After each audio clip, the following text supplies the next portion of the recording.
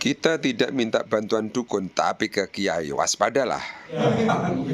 Baik, ini bagus sekali pertanyaan seperti ini. Sampai ada istilah di masyarakat itu, ada dukun putih, ada dukun hitam. Nah, ini istilahnya begitu. Kalau yang namanya dukun putih itu kiai. Itu kiai. Kalau dukun hitam itu apa? Dukun hitam itu yang pakai dupa, pakai segala macam, itu yang pakai belangkon, itu dukun hitam itu. Tapi kalau kiai namanya dukun putih. Bahkan ketika istilah meminta kepada kiai itu namanya minta syariat. Kan bagus kan namanya syariat tuh. Ya, kalau minta kepada dukun minta pegangan. Nah, itu. Sehingga apa? Sama dua-duanya ini. Ya, kalau ada seorang kiai, ada seorang dukun yang sama-sama mengetahui perkara-perkara yang gaib. Ya kan? Ini seringkali ketika minta supaya kalau bertani itu kemudian bisa lancar pertaniannya, sampai kalau di Jawa itu ada istilahnya apa itu wiwit, ya, bawa sesajen taruh di pematang sawah lalu didoain sama Pak Kiai itu. Ada ini kan seperti itu. Ya, kalau enggak yang mau nelayan supaya nelayannya lancar, larung sesajen lalu didoain sama kiai dulu. Ya, ini sama yang seperti ini. Begitu juga ketika dukun pun juga sama, memberikan ya supaya lancar ya pertaniannya, maka kamu harus sedekah bumi. Apa sedekah bumi? Ya, sama dengan menyajikan sesajen. Kalau nggak palak kerbo, kalau nggak ada palak kerbo ya sudah ayam cemani yang hitam itu. Kalau nggak ada sampai apa? Telur soang yang busuk itu. Sampai seperti itu. Maka ini sama saja, ini tidak ada bedanya. Selama ini orang itu menganggap kalau ke kiai itu tidak syirik kalau minta hal-hal yang seperti itu. Sampai kemudian kiai itu memberikan istilah mereka syariat nih. Kalau kamu dagangannya supaya laris apa di toko kamu itu, maka ini saya kasih amalan seperti ini ya, lalu dibawalah itu sebuah secari kertas, kemudian ditulisin raja-raja begitu semacam ini, lalu kemudian tempelkan di warung kamu supaya warung kamu itu laris. Maka kata Nabi apa dalam hadis riwayat Imam Muslim, innar ruqa wat tamaim wat tiwala syirkun. Sesungguhnya ruqa jambi-jambi, wat tamaim sesuatu yang digantungkan. Ya, digantungkan itu ya sesuatu jimat. Baik itu biasanya di warung supaya laris, ya.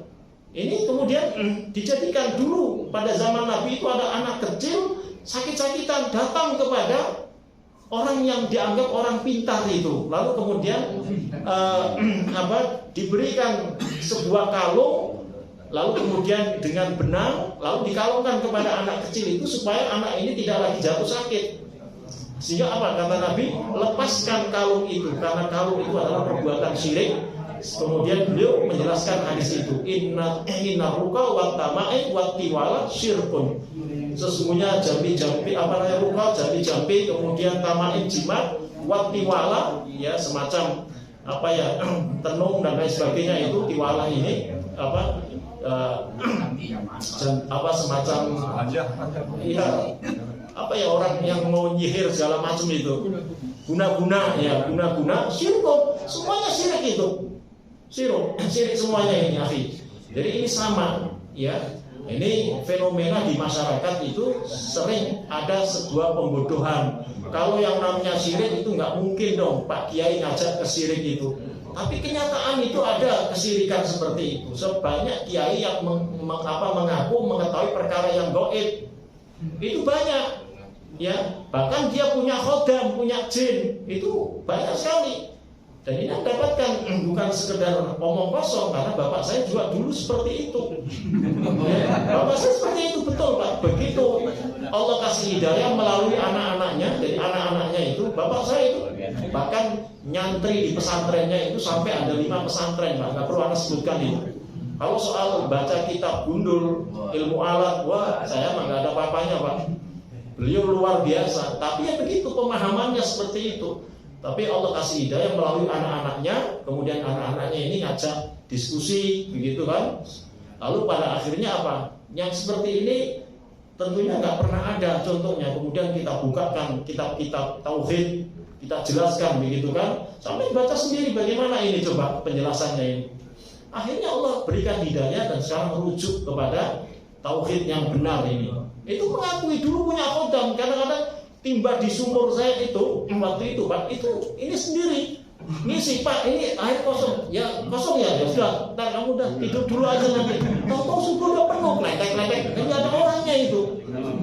Jadi itu sumur itu jalan sendiri ininya, timbanya. Jadi dia punya jin, ya kan? Kata Imam Syafi'i, itu jelaskan semua. Imam Syafi'i, orang yang jangankan punya jin, ngaku bisa melihat jin, kufur orang itu Imam Syafi'i.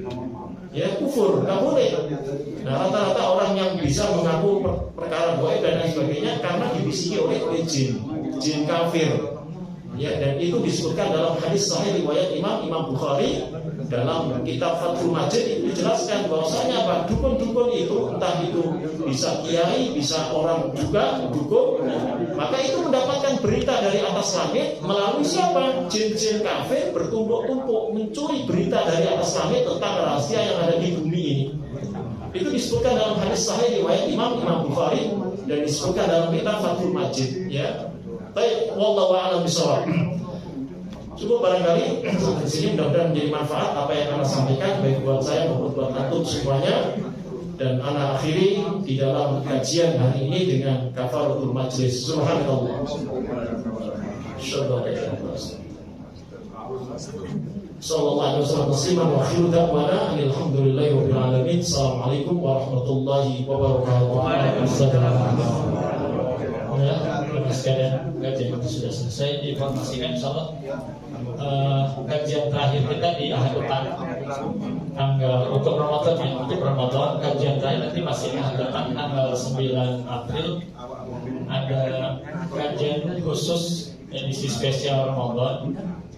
Akhir pekan akan membahas tentang zakat fitri dan adab beridul fitri sesuai sunnah, ya, di akhir pekan bersama Ustaz Khalid Maulana.